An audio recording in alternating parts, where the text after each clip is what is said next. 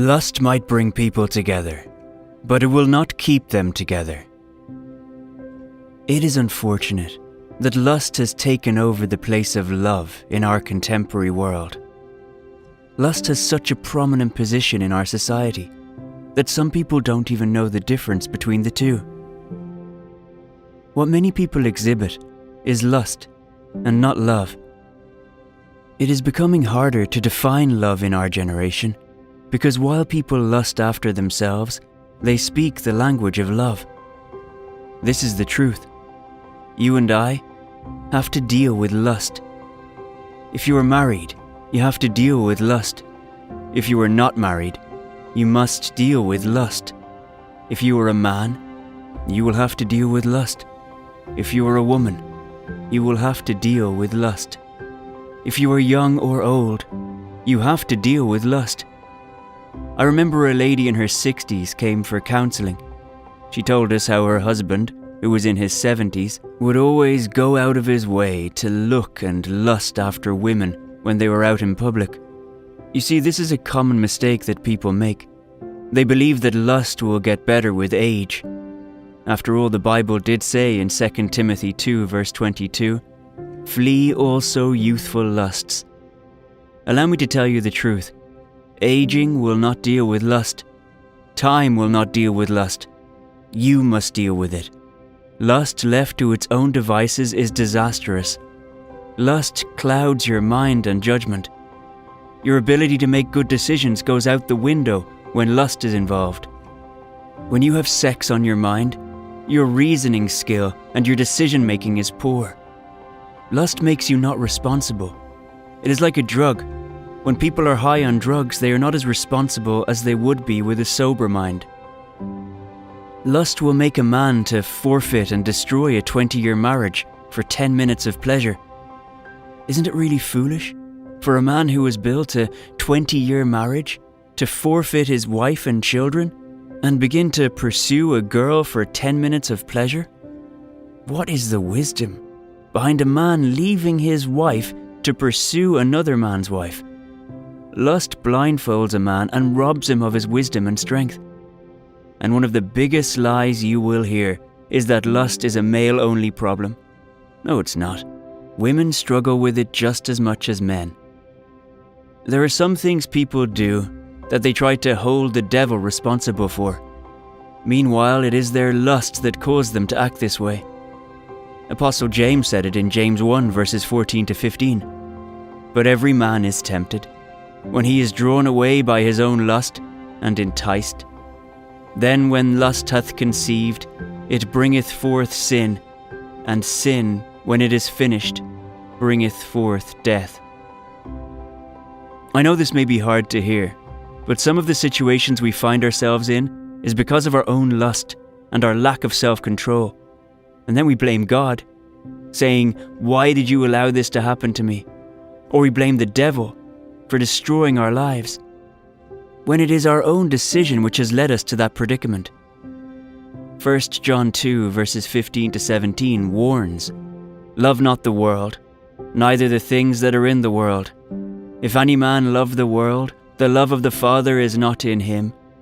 For all that is in the world, the lust of the flesh, and the lust of the eyes, and the pride of life, is not of the Father, but is of the world.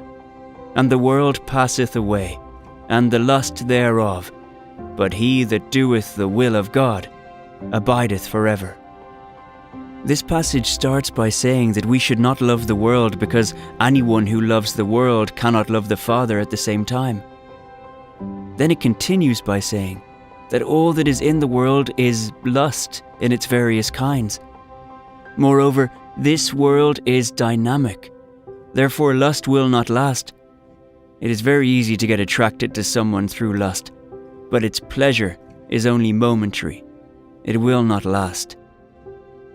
There is perhaps no more common problem in this world than lust among men and women.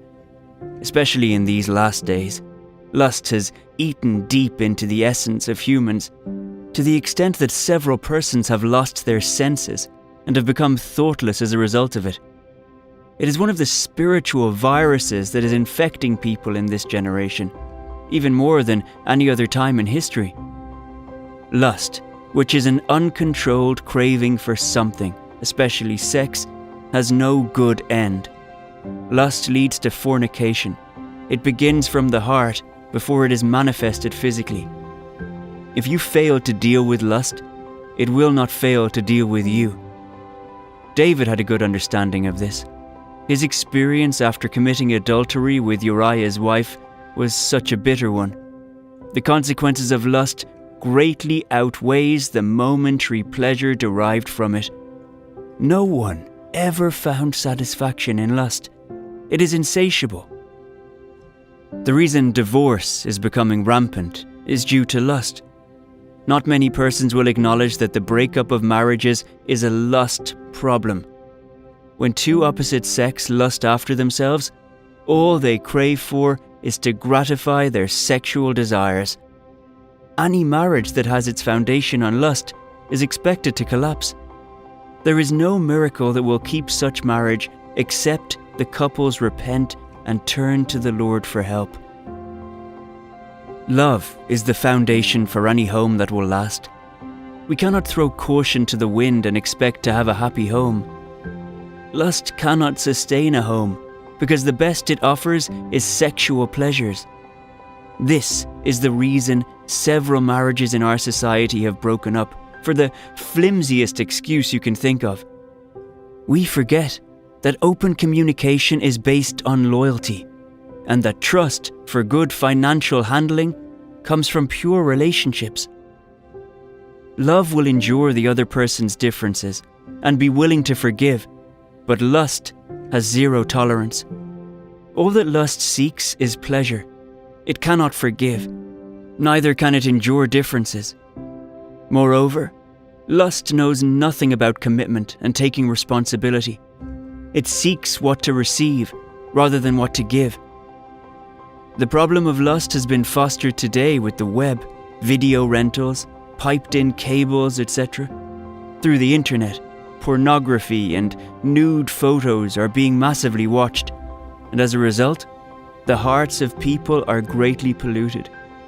The demons of lust gain access into the souls of people through these bad sites they visit.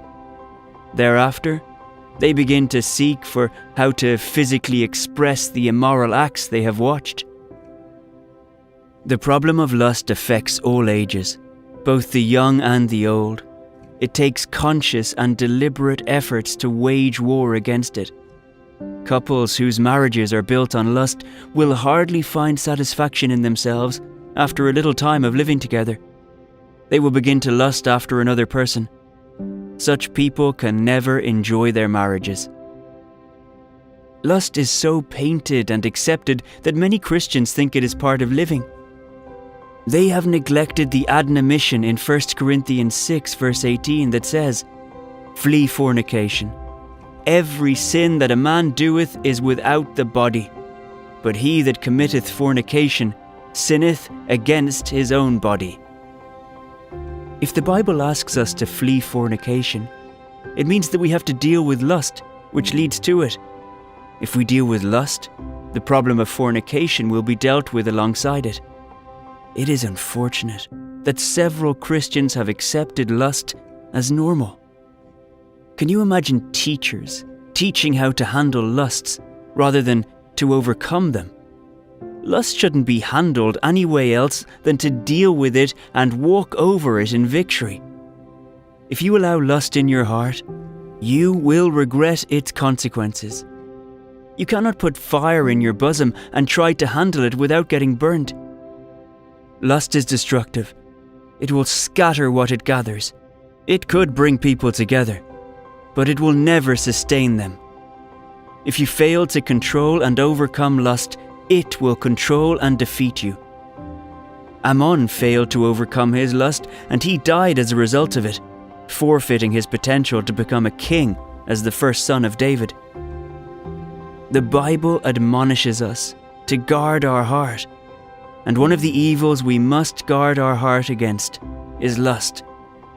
We must take responsibility to wage war against lust before it causes regrets and puts us in the risk of eternal judgment.